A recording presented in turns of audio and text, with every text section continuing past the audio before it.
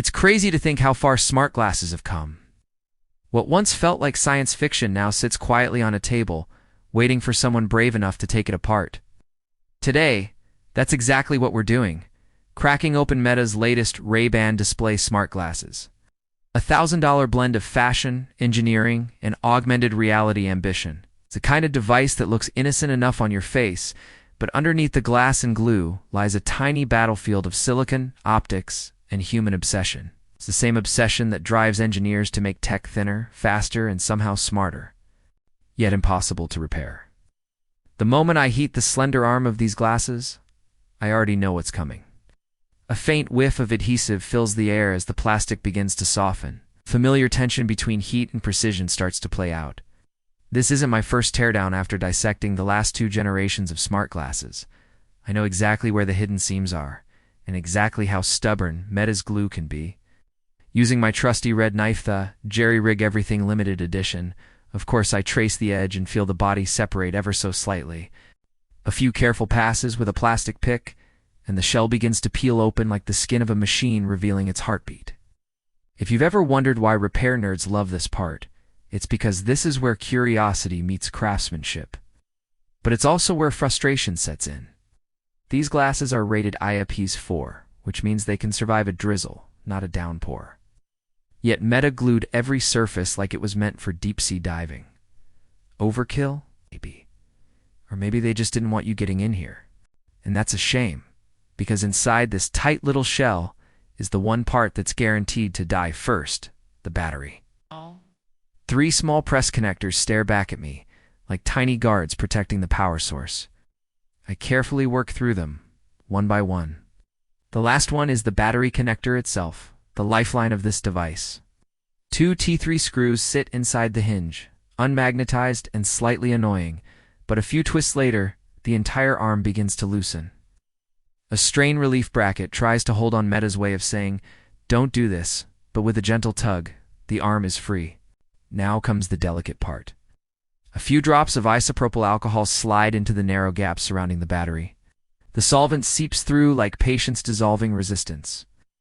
Then, with a little leverage from my opening pick, the battery finally pops loose. It takes more force than expected, and for a moment I feel that familiar panic, one wrong move, and I could tear the ribbon cable hiding just beneath it. That cable leads to a MEMS microphone and an open-ear speaker, both tucked away like secrets inside the arm. The battery itself? A modest 960 milliwatt, slightly beefier than the one found inside Oakley's Meta HSTN smart glasses. Not a huge leap, but in this tiny form factor, every fraction matters. I desolder the speaker connections using my portable soldering station, add a few more drops of alcohol, and lift the speaker out like an artifact from a digital tomb. The battery arm is done. Time to meet its twin, the processor arm. This is where things get real. Once again, I slide the knife in, and it's Daisy Avutha. Same stubborn glue, the same patience testing layers. But this side hides the brain, the soul of the device. I remove the inner frame, unfasten a couple of hinge screws, and release another strain bracket. Thin, tricksy cable stretches across the mainboard like a trap. I detach it slowly, followed by a second flex cable that joins the chaos midway through.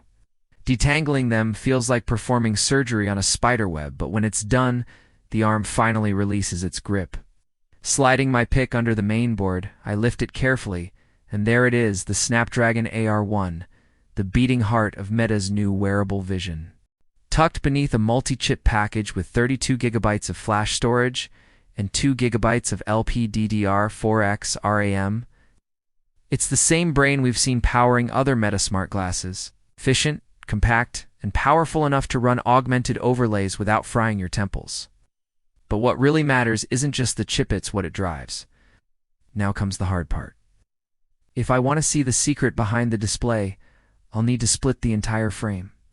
It's the kind of move that separates a teardown from destruction, but that's the only way in. So, I apply heat, again starting at 100 degrees Celsius and climbing to 140 degrees Celsius. The glue laughs in defiance. The frame creaks, metal against plastic, as I dig in with a metal pry tool. Every millimeter feels like a risk, every crack a small victory. By now we've crossed into non-repairable territory. Any hope of reassembling this later is long gone. Finally, the frame splits open, revealing its secrets. A single camera lens peers back at me, just one. From the outside, the glasses appear to have two, but one of them is nothing more than a status LED masquerading as a second eye. Clever illusion. Beneath that deception lies the most fascinating part of the device, the waveguide and projector. The waveguide is the magic behind augmented reality. It's what turns invisible light into floating images hovering in front of your eyes. The projector, or light engine, is the source.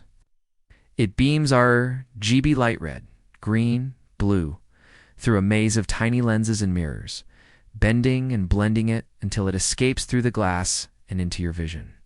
Thanks to a CT scan from Lumafield's Neptune scanner, we can see what lies inside without breaking the miniature optics, layers upon layers of light manipulation. A microscopic playground of engineering precision. To truly understand this, I reached out to optics expert Carl Guttag, who explained the magic in plain terms. The glasses create the illusion of a screen by projecting light through carefully shaped glass. At the heart of the projector sits a display, chip-in LCOS, or liquid crystal on silicon device. It works a bit like an LCD TV, only smaller and smarter. Each of the 600 by 600 pixels twists liquid crystals using electricity, changing the polarization of light. That polarized light then bounces through a series of lenses and mirrors, before a polarizing beam splitter directs it toward your eyes. It's elegant, it's old school, and it's efficient.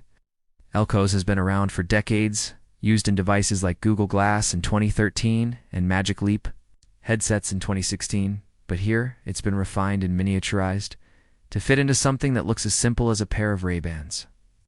The real innovation, though, isn't in the electronics, sits in the glass itself.